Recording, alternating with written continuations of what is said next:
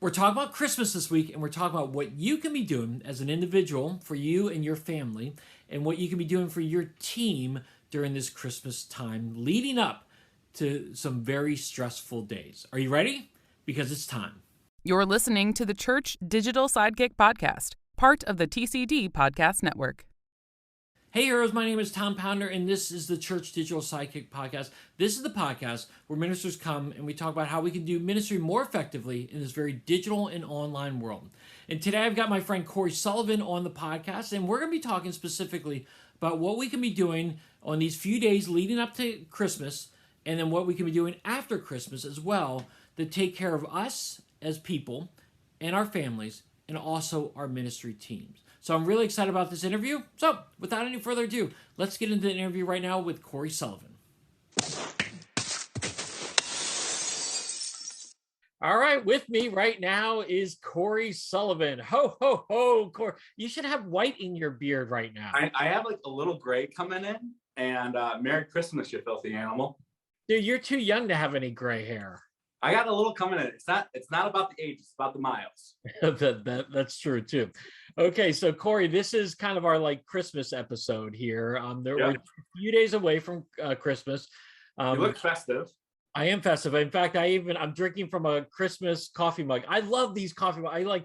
I found these, like I went to go visit a friend and their grandmother had them. And I'm like, I have to find these coffee mugs. Yeah. They're like awesome. So how long has your Christmas tree been up at this time since we're recording? Maybe a couple of days before Christmas. Let's see here. I started like a week and a half before Thanksgiving. A good week and a half, almost 2 weeks probably before Thanksgiving. Yeah, ours has been up about a week or so. So well, you have a real tree though. Yeah, I don't do fake, man. I can't do fake. That's like you celebrating fake Christmas. All right. Yeah. Like I don't believe in it. I'm like Clark Griswold the whole way with a real tree. Fill up the space, all that kind of stuff. You'll have to send me a picture one day of your Christmas card. So yeah. You want my Christmas card or my Christmas tree? Your Christmas tree. Sorry. Okay, Cory, let's get some of this nitty gritty stuff out of the way. Yeah. Tell people who've never heard our podcast or heard from you who you are and what you do. My name is Cory Sullivan. Right now, I help different youth ministries just maximize their volunteers and their systems to help impact kids and families that they're serving.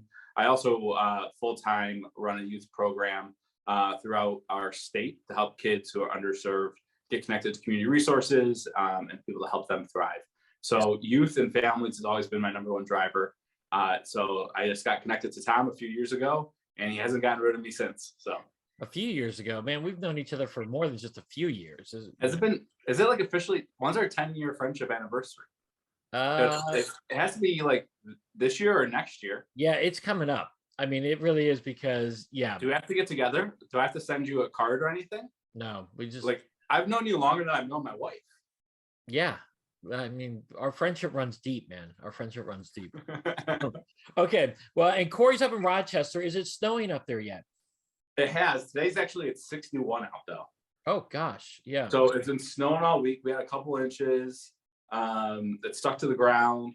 And then Rochester weather is notorious. It's going to jump back up to 60s randomly. Yes. So it was 61 today. Yeah, where I'm at in Northern Virginia, it's 70 degrees today. But then it will go down back to 50, I think, tomorrow. So, oh well. We don't have white Christmases here. Do you have white Christmases up in Rochester? Yeah, it's a disappointment when you don't have a white Christmas. Oh, really? Like most of the time we do. Sometimes like it'll miss and then it'll be within like the next week. But like if it's not a white Christmas, it's pretty disappointing. I probably need to come up and visit you, I think. Yeah. I mean, it's been the small town that It's a Wonderful Life is like modeled on is maybe like 40 minutes away from here. Really? Okay, yeah. Because again, we were just talking about It's a Wonderful Life. It's a Wonderful Life is my favorite Christmas movie. Yeah. And so, I mean, that's very interesting. Yeah, the town that it's modeled on is probably like 45 minutes away from Rochester, New York. Dang. So we'll come up, you can do a little visit.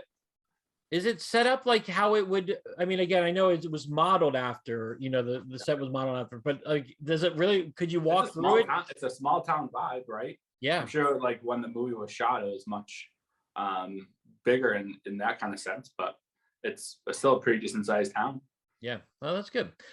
Okay, so this is the Christmas episode. We're again a few days before Christmas, and again, I think ministers are pretty much spent right now. They're exhausted. Some people probably already had, when they're listening to this right now, they probably already had some Christmas Eve Yeah. services or Christmas services, and there's a lot of stress going on. So today, I wanted to just kind of focus on what can we do individually and as ministers to care for ourselves and care for others around this Christmas time. So I have some things, you have some things. So let's kind of go back and forth a little bit on Yeah. what we would say.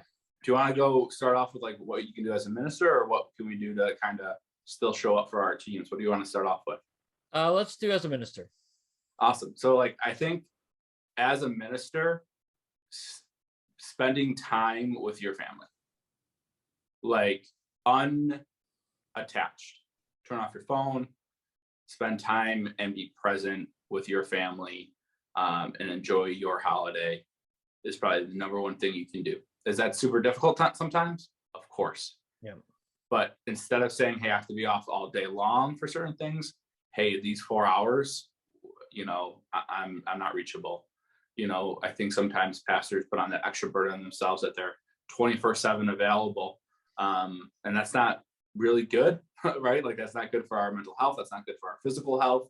It's not good for our family relationships. And so, fighting for that time to say, I'm going to be cut off from the world, but just spending time with my family for this set amount of time frame is probably one of the number one things that you can do to spend that time together. Yeah, I agree completely. That was one of my top priorities too. What I wanted to mention is, and again, we live in a digital world. We live in an online world where we're always connected, and you got your phone around with you all the time. It's so helpful and handy, but it can also be distracting to you as well. And so the key here is that Christmas is a great family time, family opportunity for you. And especially if you have young kids, you want to be making memories with your family, not just memories with your church. Okay. Because again, I like to say this all the time. You're tied to your family for the rest of your life, whether it's a good relationship or a bad relationship. I hope it's a really good relationship. But with your church, churches come and go. I'm on my 4th church right now. And so I've been here the longest of all my churches, but churches will come and go. Your family stays with you forever. You need to create family memories. And more than just you being on your phone memories, right? Yes. Or like, oh, everyone's taking a picture of where's dad or where's mom. Yeah. They got to be pulled away from something. So just being present, I think, with your family is huge. And I would also say, like, take time for yourself.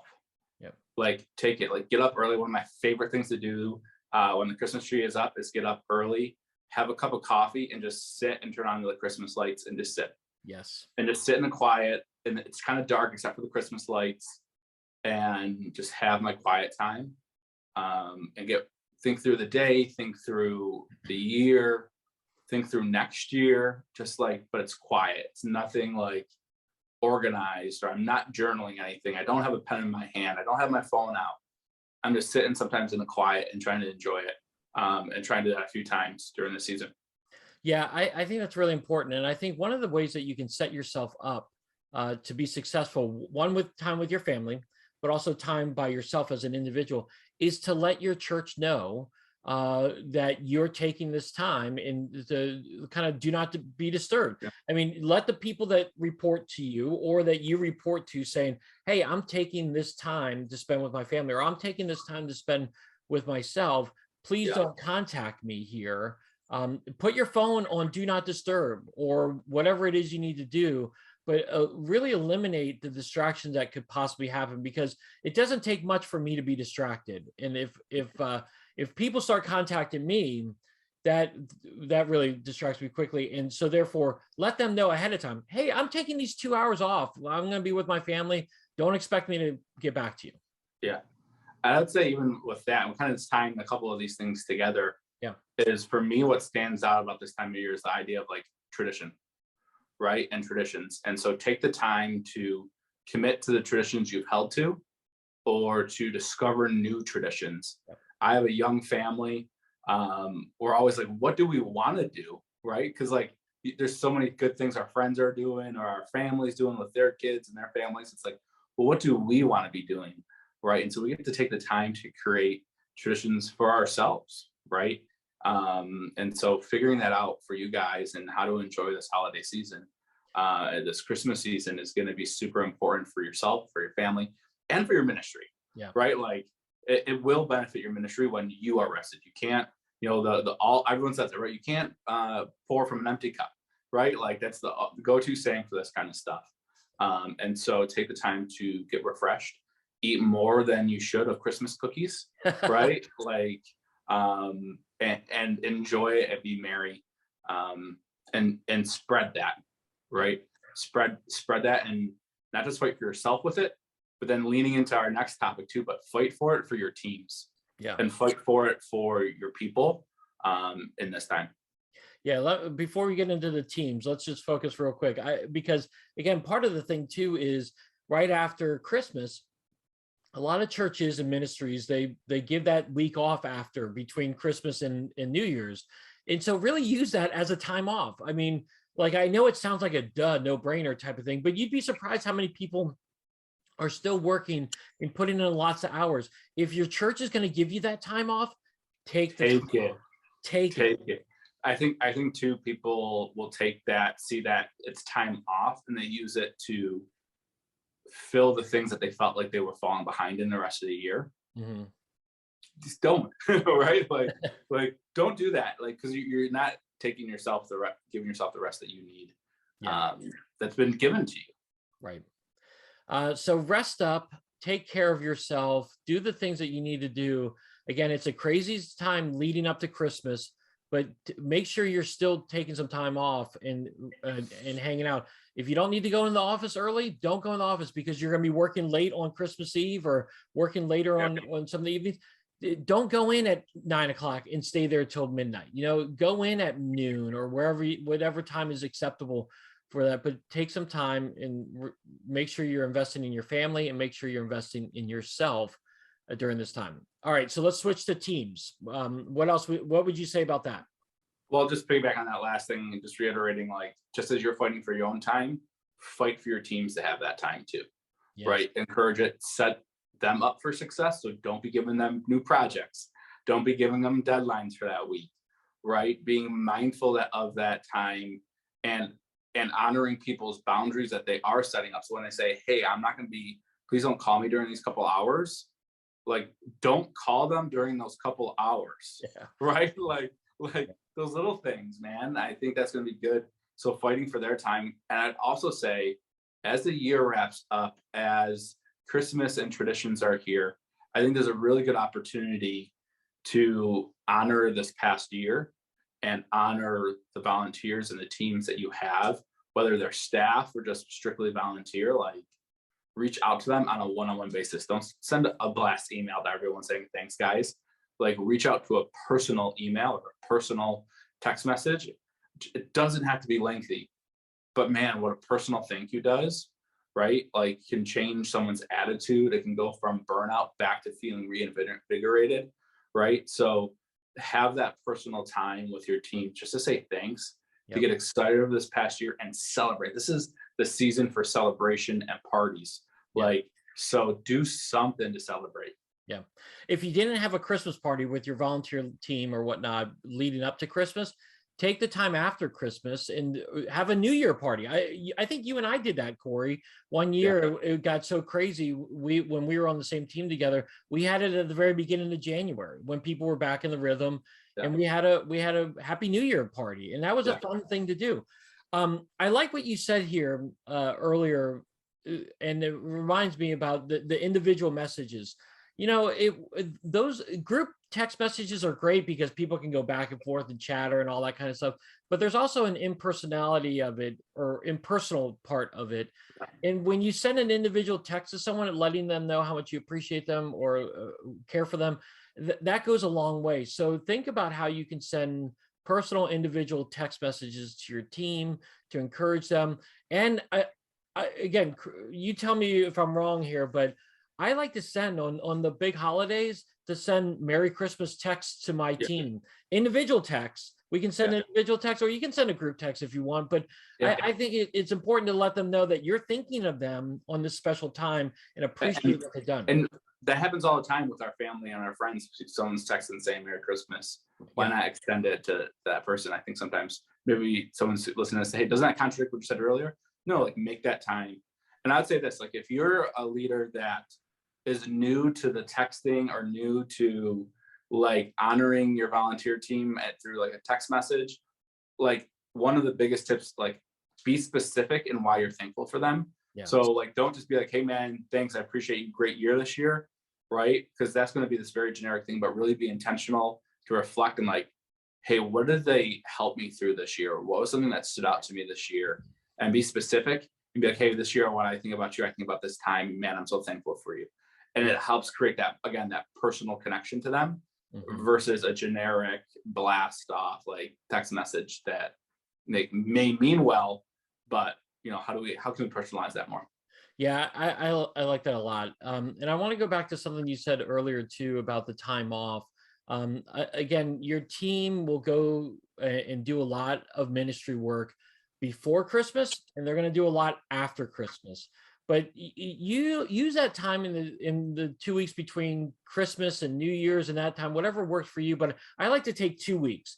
And I don't ask my leaders to do anything. In fact, I was actually just texting with a leader today, and we were talking about an event that we have coming up in February.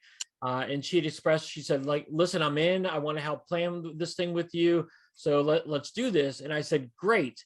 We'll start in early January. Until then, we're not going to focus on it.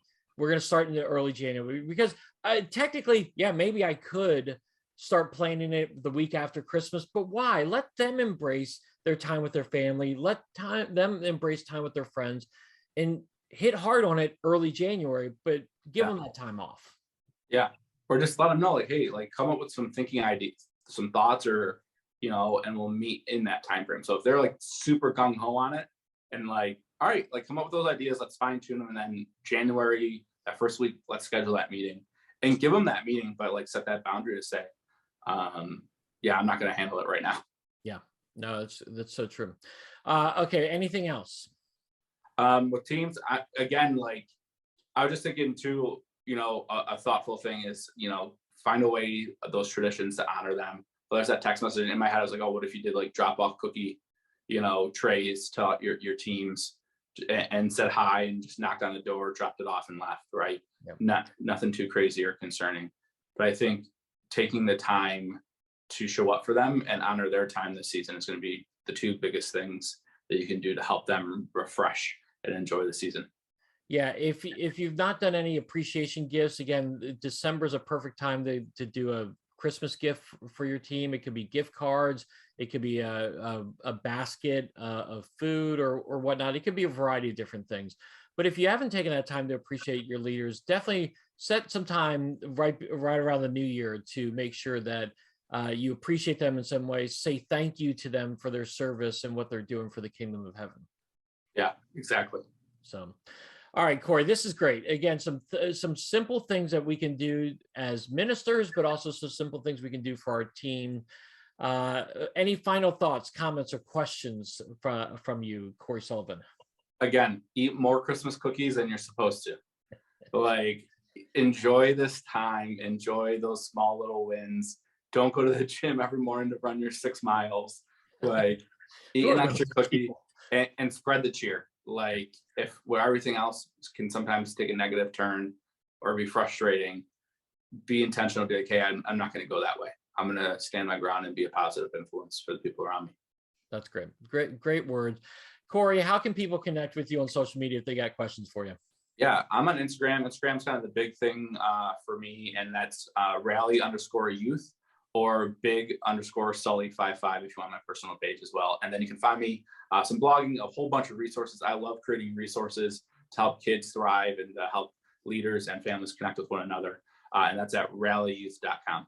And despite my best intentions to try to get him more involved with Twitter, he just refuses and he's there. He's on. Listen, I got to have a boundary, man. I got to have something. I got to like excel in one thing. I'm going to be, I think it's, what does the John Acuff say? Strategically ignorant.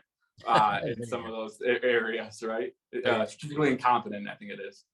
And Cory also does, if you're a part of the Orange curriculum, Cory does some devotionals for Orange and the Bible studies. So if you're reading one of the devotionals right now, currently with your team, hey, it might be Cory's writing that you're reading.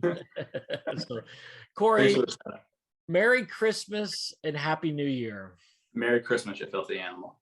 All right, so what did you think of the episode? What stood out to you? What are you doing right now to take care of yourself? What are you doing to take care of your family? What are you doing to take care of your team during this very tough and stressful time of year? It's a great time of year, but it's a stressful time of year as well. I would love to hear your thoughts on it. Hit me up on Twitter at @TAPounder. I would love to hear your thoughts on it and see what you're doing, and then encourage you along the way as well. I probably could have hit on a few different things, but I'd love to hear from you. So again, go to Twitter, hit me up. I would love to talk to you a little bit more about that. Also, if you enjoyed this podcast, definitely make sure you subscribe to it. It's the Church Digital Sidekick Podcast. You can find this on YouTube. You can also find this on iTunes, Spotify, and all the other podcast channels. And also make sure you check out the theChurch.digital site. We've got tons of great content on there almost every single day. It's lots of great content and even more to come. There's lots of stuff to encourage you in your digital ministry. And then finally, make sure you check out the Digital Bootcamp Facebook group. There we've got daily encouragement on how you can take digital tools and trends that are happening around the world and apply it into your ministry context. That's at the Digital Bootcamp. I've got all those links in the show notes below, so make sure you check out that. All right, heroes, well, I hope you have a Merry Christmas, a Happy New Year, and a wonderful holiday with your family and friends. Merry Christmas.